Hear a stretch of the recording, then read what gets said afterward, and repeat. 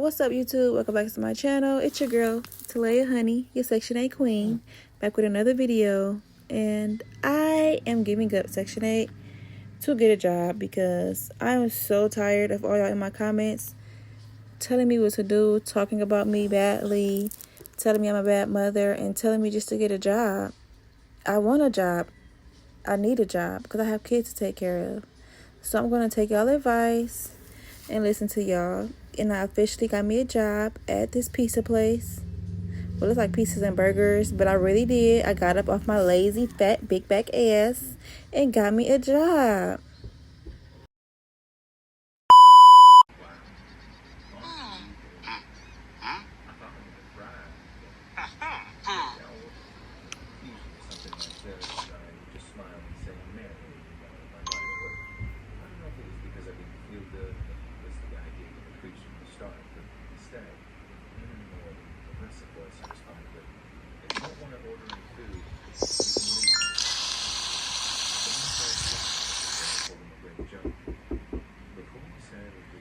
Near the parking lot at the time. Sprayed my pepper spray just in case. I told my coworkers about the notes, and they told me I should tell security. I felt a little silly, but I made a report. Security said they would keep an eye out, whatever that meant. I stopped parking in that lot, opting instead to find parking on the street nearer to the hospital where there were other people around. Things went fine for the next few weeks, until one day I got another note. This time, it was on my car when... Where's my daughter?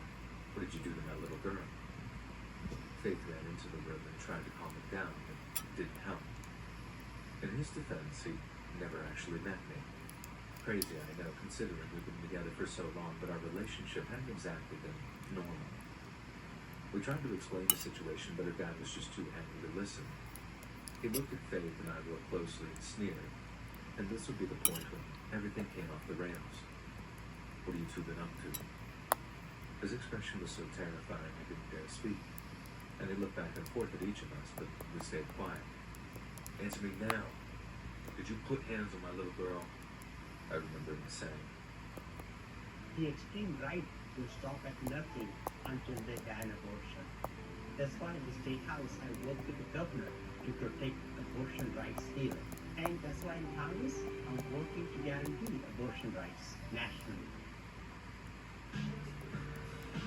Today I am here with Yuki and Daddy, and we are going to be seeing how well they know each other, how good their chemistry is. I'm going to ask you a few questions, and you're going to hold up who you think the answer is best suited to. Who is most likely to laugh at a serious moment? Oh,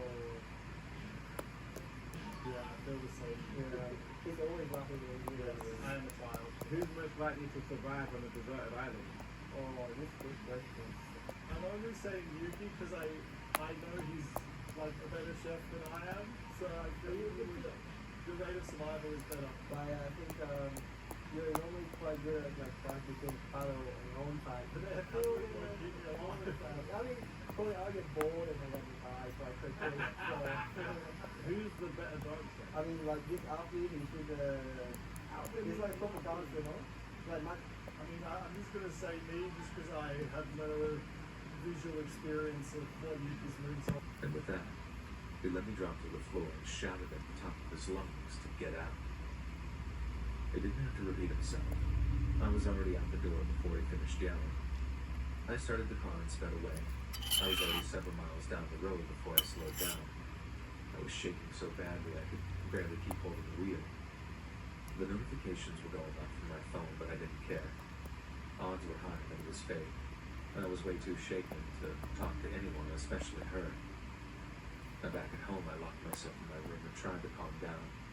A few hours passed before I got the courage to check my phone. And just as I suspected, Faith had texted and called me at least 5 times since I'd left. I wasn't sure what to do. I talked to my brother about it, and he suggested that I sleep on it before deciding. It was hard, but I did get to sleep at around 3 a.m. When I awoke the next morning, my mind wasn't any clearer. In fact, now that I had time to rest, I was even more traumatized by what had occurred. I couldn't get Faith's dad's angry face out of my head. I honestly believe that he really would kill me if I gave him the chance. I remain in this cycle of indecision to this day. It's almost been 3 years since I've communicated with Faith, and I'm still unsure if I ever will. She still sends me texts from time to time, and I read them. It's hard to be out of contact after all the years we've been together, but as long as she lives at home, I'm not willing to risk my life or my family's. I looked into the eyes of evil that day, and I'll never forget it. Faith, if you do hear this or read this, I love you, and always will. But your father's a monster. I suggest you get away from him as soon as possible. And until then, we will be doomed to be apart. One heart, forever broken in two.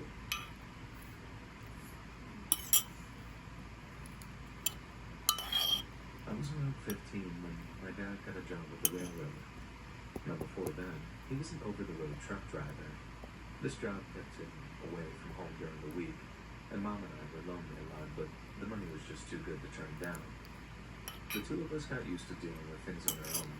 I learned to cook and do my own laundry during this time. This skill would serve me well later. Neither of my roommates in my first apartment had any clue how to do really anything, and it would be an eye-opening experience and made me appreciate my mom that much more. Maybe we can discuss that sometime later, though. Today, I want to tell everyone about something that happened to me during that time of learning. This was when I was about 12. I woke up for school as usual, but quickly realized that I was sick. Now, to keep this PG rated, I had stuff spewing out of both ends, if you get my meaning. I tried to be an adult about it, but I fainted in front of my mom, and she put me to bed. Although not ideal, I was happy to have the day off from school. I was given a bunch of different medications and quickly passed out. I woke up once or twice to go to the bathroom, but I slept for most of the day otherwise. And just after 2 p.m., though, I awoke refreshed and feeling great. The sick feeling was completely gone, but now I was starving. My first instinct was to run into the kitchen and gorge myself. I decided that was probably a bad idea. Instead, I took a page from my mom's book and tried some saltines. I'd had good luck with those in the past, and I also grabbed a Sprite while I was there and brought them back to my room. I was close to the bathroom if things went wrong. I had 9 or 10 crackers and half a glass of Sprite, and I waited 30 minutes to see if I barked them up. Nothing bad happened, but now I was even hungrier. I thought for a minute before choosing ramen as the safest option. I finished off the bottle of Sprite and made for the kitchen.